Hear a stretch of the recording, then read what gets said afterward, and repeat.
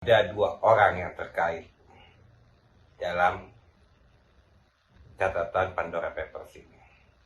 Tiba-tiba nih, pemerintah melakukan usulan tax amnesty jilid 2. Ada apa sebenarnya?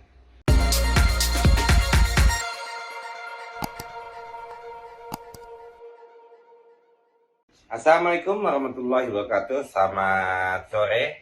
Salam persuasi, salam demokrasi, dan salam keadilan. Sore ini gue mau bicara masalah Pandora Papers. Ini cukup heboh sebenarnya. Kenapa? Karena ada dua orang yang terkait dalam catatan Pandora Papers ini. Ini sama seperti dulu juga ada yang Panama Papers. Dulu waktu beberapa tahun lalu, dan sekarang ada namanya Pandora Papers.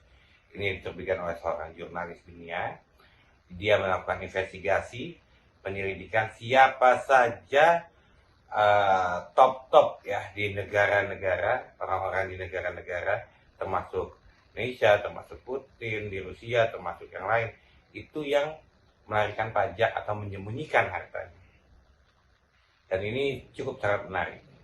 Dan hebohnya lagi, tiba-tiba nih, pemerintah melakukan usulan terhadap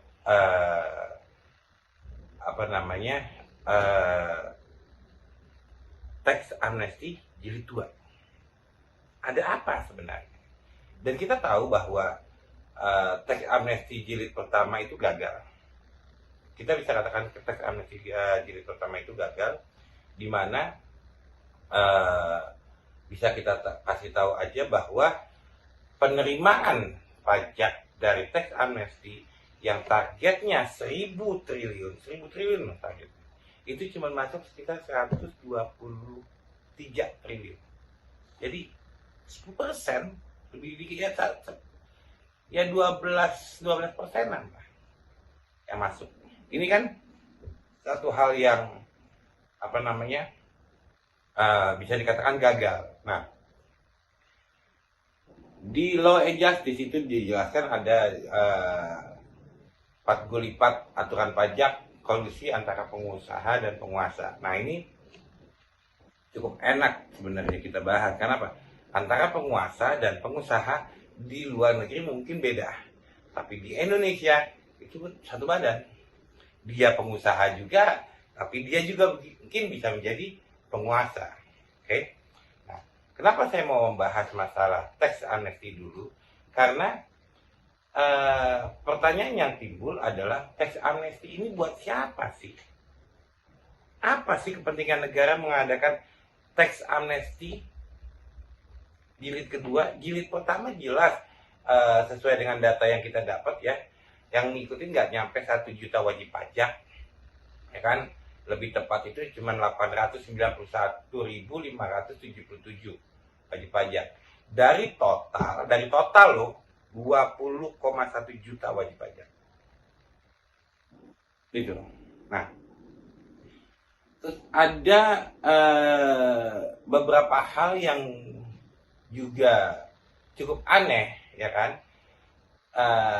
Tax amnesty yang tahap 1 kemarin itu pemasukannya hanya 147 triliun, ya kan, yang tadi saya bilang dari target 1.000 triliun. Dan jangan salah, ya kan, ternyata yang masuk Indonesia 138. Kenapa? Karena 9 triliun kemarin itu masih tertahan, ya kan, hampir lebih setahun lebih lah, 2017 dari 2016, ya kan, dari sampai dengan 2017 lah, itu baru jadi masuk full. Dan Pak Nail Huda juga menilai sebenarnya tax amnesty ini nggak memiliki satu hal yang urgent. Kenapa?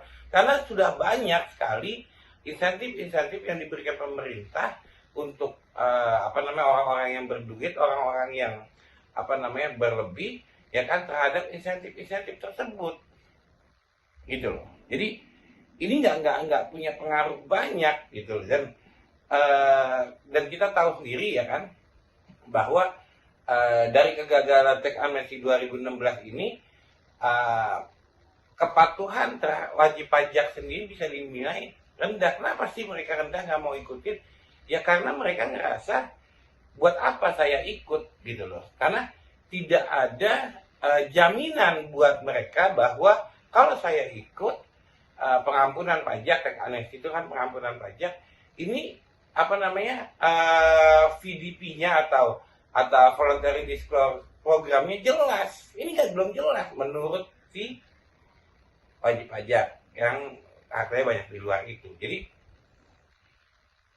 sebenarnya apalagi sih yang mau dijalankan oleh pemerintah terhadap teks amnesti jilid 2. Nah, jadi kan timbul apakah ini karena adanya terbitnya Pandora Papers yang kemarin heboh. Jadi buat siapa? Nah itu pertanyaan yang tadi, ya kan? Terus di DPR sendiri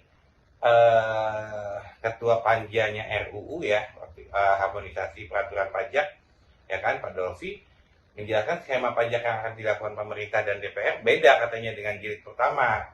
Nah, dia menepislah program teks amnesti ini yang kedua ini lebih tepatnya dinamakan pengungkapan sukarela. Iya, buat kita mana ada sih orang mau mengungkapkan dengan sukarela terhadap harta-hartanya yang sudah disembunyikan di luar negeri, terus dia balik ke Indonesia, terus dia dengan sukarela dibuka, terus diampuni pajaknya, terus uangnya masuk ke Indonesia. Nah ini kan apa ya?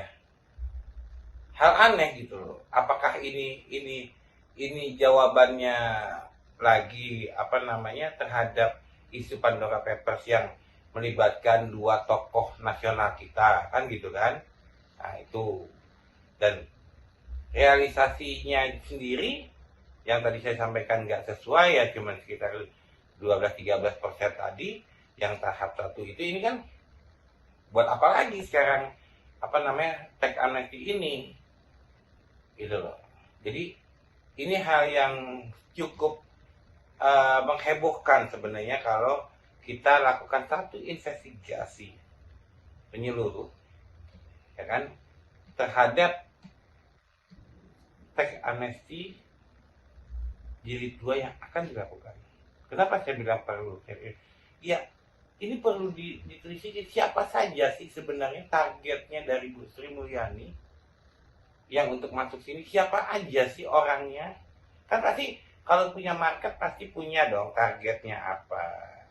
Bagaimana mereka yang punya uang TT tersebut di luar itu, kan gitu kan, harta-harta yang baik bentuknya aset, baik bentuknya apa namanya cash, baik bentuknya banknote, baik bentuk apapun, paper segala macam. Nah ini kan harus jelas gitu loh.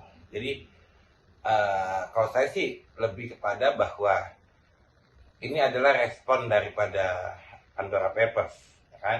Makanya yang harus dibentuk sebenarnya bukan teks amnesti, tapi dibentuk satgas, bukan cuma satgas BLBI yang kayak kemarin gitu kan, tapi satgas yang memang menelitik setiap orang, para penguasa dan pengusaha Indonesia yang benar nggak sih dia laporan pajaknya, benar nggak sih? Nah ini kan harusnya Pandora Papers ini menjadi satu momentum